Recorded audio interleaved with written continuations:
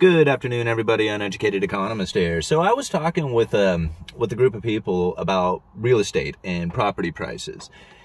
And I tell you, I don't know how many times in my life that I have heard somebody tell me that home ownership is the best way to accumulate wealth or to acquire wealth is through property ownership. And I tell you, I have talked about it many times on my channel about the experience that I had during the 2007 through 2008, the financial crisis, and my attempt to buy a home during that time. And I failed miserably and ended up losing the house. I didn't go bankrupt, but I did get foreclosed on. So I am very leery of real estate, especially when it comes to the environment where house prices are going up by 25% a year. That makes me very nervous about the current situation when it comes to housing. Now, I look at home ownership as kind of like the idea that the more people who own their home, the more wealthy the nation would be.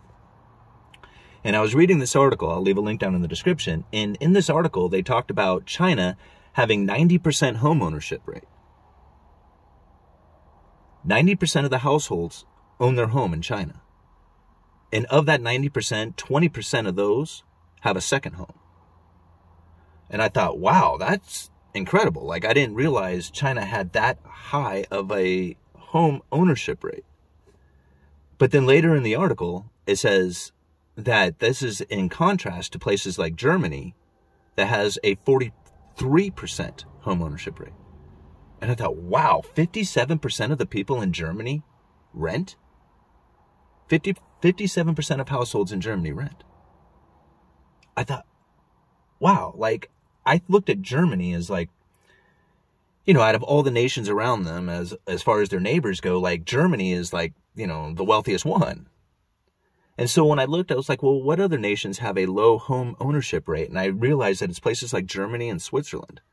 These nations that I would typically have assumed to be more of a wealthy nation have very low home ownership rate in comparison to places like China, Spain, Vietnam, Kosovo. These places have incredibly high home ownership rate.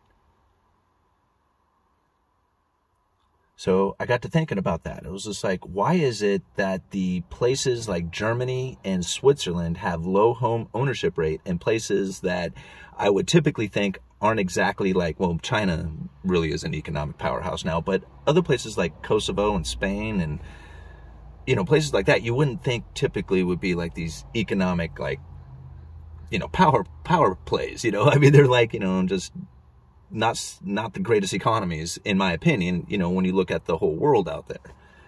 Germany and Switzerland, they are good economies, or at least they are presumed to be good economies when you think about it. Anyway, leading here back to the United States and what's going on with the home ownership as far as the availability of homes to people. And this is very difficult because people are really in a very difficult situation as far as trying to acquire a home. There is very low inventory. There is very few homes being built as far as the demand for people who want homes. See, in Germany, they build 97 homes for every 100 people of population growth. They don't have the extreme asset price volatility in the value of their homes because they have plenty of supply. And there's not these huge bidding wars going on because most people aren't looking to buy the home, they're looking to rent. So this is a very interesting play. If your home prices are not going up every day and people are anticipating that they're going to miss out or they're missing out on say an investment or something and they have to buy these homes, if you don't have that in the game, you're just looking for a place to live that has, an affordable rent.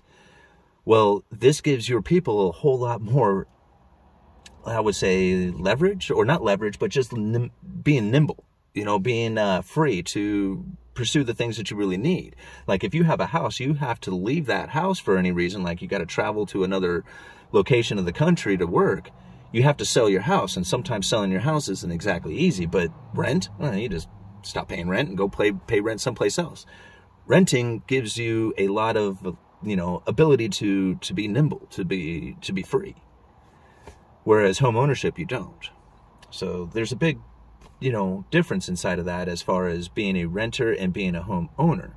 Like, you know, being a renter, if you are focused in on accumulating assets and paying low rent, like finding a place that has the cheapest place to rent and then accumulating assets, you are essentially going to be very wealthy if you can accumulate enough of the assets because you don't have any liabilities. But if you buy a house, you have a liability. Like, you are required to make that payment. And if the house prices fall, well, you're still required to make that payment. Even if you pay the house off, you still wouldn't be able to sell it for what you paid for it. That's a very damaging place to be. But if you rent, you don't have to worry about it. So, I don't know. I was just reading that article and I just got to thinking about that, and I thought I'd share some of my thoughts with you. Uneducated Economist, you guys let me know.